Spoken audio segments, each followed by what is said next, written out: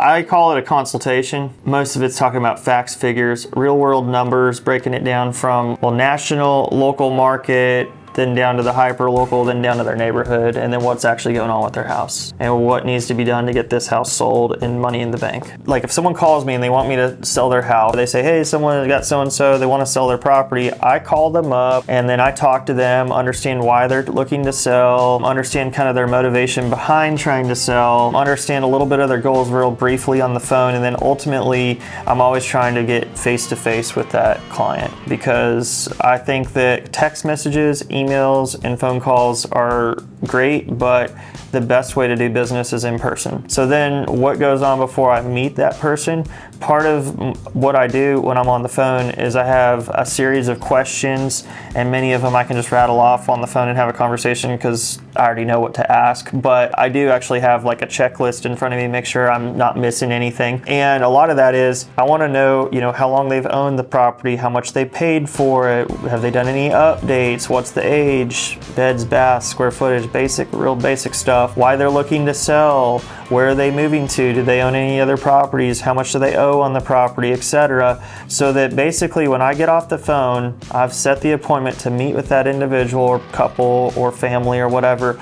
And then at the end of the day, I have enough information to be able to do my research before I show up to that property, so that when I show up, I can start talking about their property, the market, what days on market looks like locally in the market, what it looks like in the neighborhood, what's the absorption rate, what's the list to sales price ratio, how long is it really going to take to sell this home, how much money are they going to walk away with, what's a typical sale going to look like, how much are sellers actually paying in concessions, what are offers looking like, because what offers look like today and what they look like 3 years ago are two different things. Sellers don't understand right now that the market is changing. There are a lot of price reductions.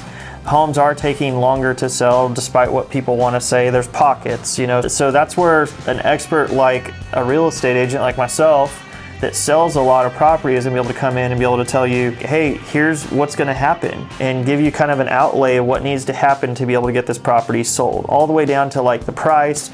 And then the presentation part of that would be showing demonstrating like what we do marketing wise, other than just putting it on the MLS and throwing a sign in the yard. Most people think that that's all we do. There are some agents that's all they do, but a lot of it is, there's a lot of social media marketing that goes out, that, sponsored. There's marketing that goes on different websites, Google, etc. So much so that the team that I'm on, we have our own marketing director. Her main job every day is to, put in new listings and save us from the time of doing that, so that I can be the guy that studies the market and actually, not just being an administrative type person.